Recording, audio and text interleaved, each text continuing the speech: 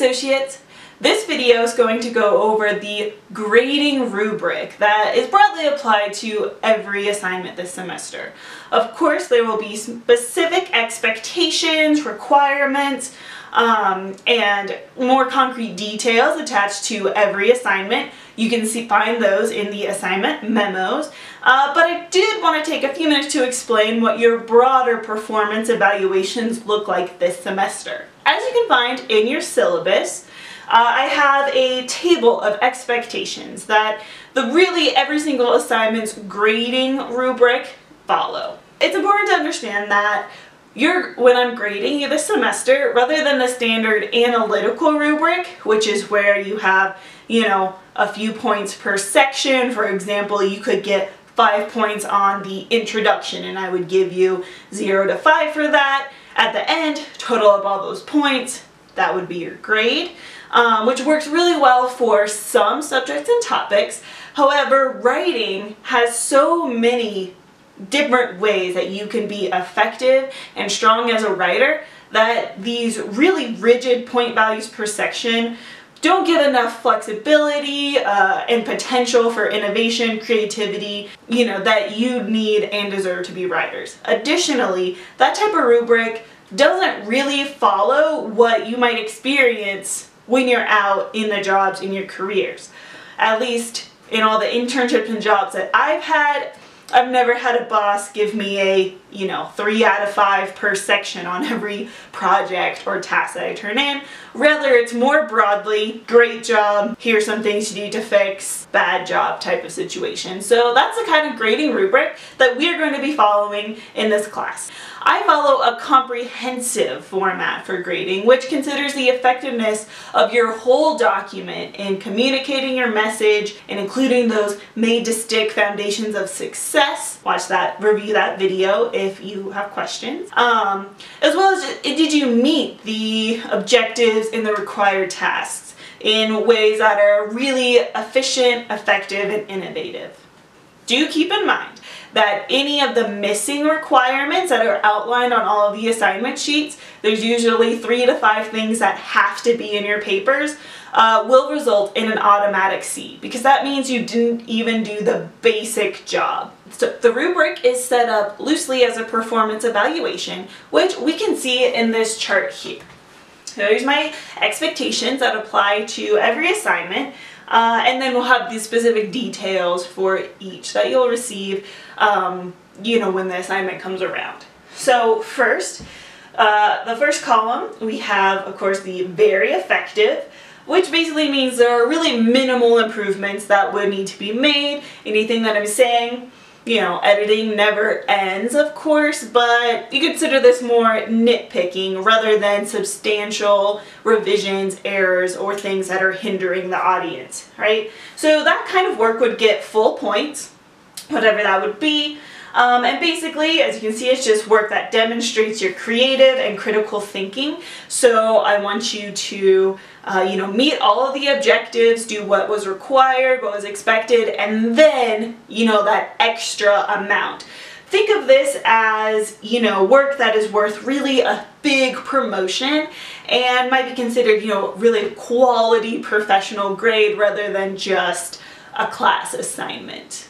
Okay. Now, if you don't get full points, which is rare, like really 100% on these assignments is reserved for truly exceptional work. Every single one of you could get that, but just know that it has to be really, really strong work to get full points. The next step down is an A, so you'll get either a 95% or a 90, depending on what types of revisions, errors, or issues are present in the document. So this is, pretty minor errors. So you might have several really small errors that sort of add up to, would just be A work rather than full credit. It could be just one really big error, but the rest of your document is solid. It really just depends. But think of this as the type of work that, is worth a raise. This is work that makes your boss really, really happy and amazed at how well you're doing. So, this is really top-notch work as well. The next step down, a solid foundation. This means that you have The type of errors that are really hurting the effectiveness of your document, or, you know, just a really huge thing that can't be overlooked. So think about this as filling those objectives, right? You have all of the required materials there, and you definitely tried to do some things, but it just didn't turn out as effective as it could be, and the revisions would make your assignment and your writing better. So really think of this as, this is the type of work that, you know, you're just doing what you're paid to do. You know, not necessarily anything more. Your boss isn't going to be mad, but they aren't going to be like, oh my gosh, this person's amazing either. Like, you're just doing what you're supposed to do.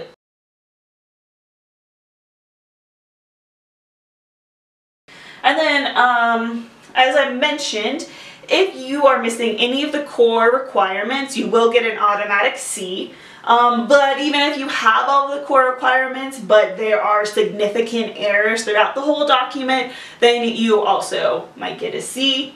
So this is really just lesser work. You fulfill some of the objectives, but overall the document, maybe it's very cluttered, maybe it's missing things. If it has a lot of grammatical errors that make it difficult to even read and comprehend what you're trying to communicate, that would also be C-level work. So this is the type of work that indicates a need for additional training. And you gotta think of it as disappointing your boss a little bit. You know, they hired you to do a job and you didn't quite follow through to their basic expectations. Know that if you get a C on a paper, you will be you know, eligible for one of your assignment redos, and I will also likely be reaching out to you so we can just have a meeting and talk about, you know, some of the things that may have happened and that could be improved for the next assignment. Okay, and then after that, your grade will be dependent, and this is going to be stuff that really requires significant revisions and is just really an unacceptable number of errors. This is an advanced writing course, so you know, we do have a level of expectations. And this type of work is really something that would warrant a termination.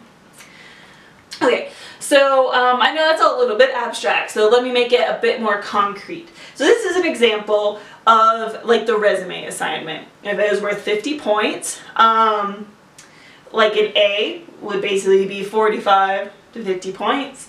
And the things that would go into an A would be you know, clearly marked headers, strong document design for your position details, you know, your skills, very verb oriented. You know, things that really make your resumes stand out. Whereas something like a C would be obviously missing sections, not posting any relevant skills towards the position, and lots of, you know, mistakes in passive writing, as well as simply rehashing rather than expanding on your cover letter.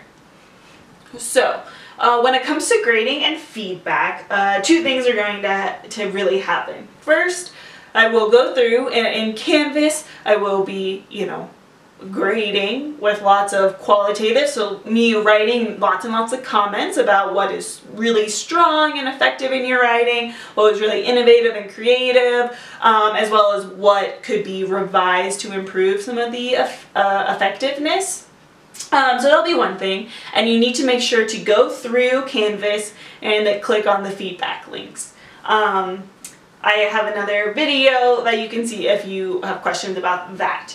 Now so make sure you go in and you check the main big paragraph that's kind of overviewing the comprehensive understanding and decisions for your paper, as well as go click on the paper, click on the small green view feedback so you can actually see my in-text comments. The second thing that will happen after all the grades have been released, I will be writing up just a short kind of reflection and summary of the grading process, and it would look something like this. This was from the summer session last summer, grading the resumes, so yours obviously will look a bit different because I rate them after actually grading the class's work, and their requirements were a little bit different than yours are. But basically, I'll give, this is my philosophy for grading the resumes especially.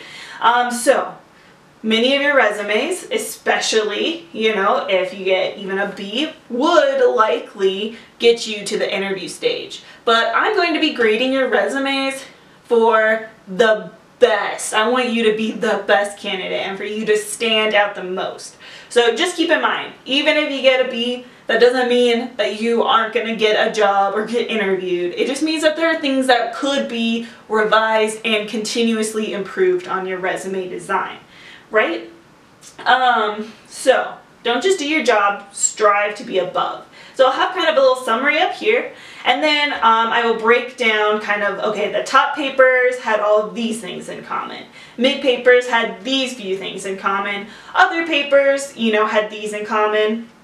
And then, you know, have any other kind of notes or comments that might be helpful for you later on. So that was just a really quick overview of the grading strategy. So yeah, just keep in mind the big points. It's going to be comprehensive instead of analytical, which means I'm looking at your whole document and how effective it was at meeting these objectives and at communicating the message you needed to get across to me as the reader, rather than adding up these somewhat, you know, arbitrary point values per section. What really does a 6 versus a 7, you know, out of 8 truly mean? So we're looking much more big picture. There's going to be a lot of qualitative feedback, so I will be writing a lot of comments directly on your paper. Make sure to always click view feedback so you can see those. And lastly, keep in mind that I am assessing you on how well you meet or even exceed expectations. So all of you can get an A. I believe that all of you can get an A, but it is going to take true work on your part. It's going to take you really thinking and exceeding these expectations if you want to achieve that goal. See you in class.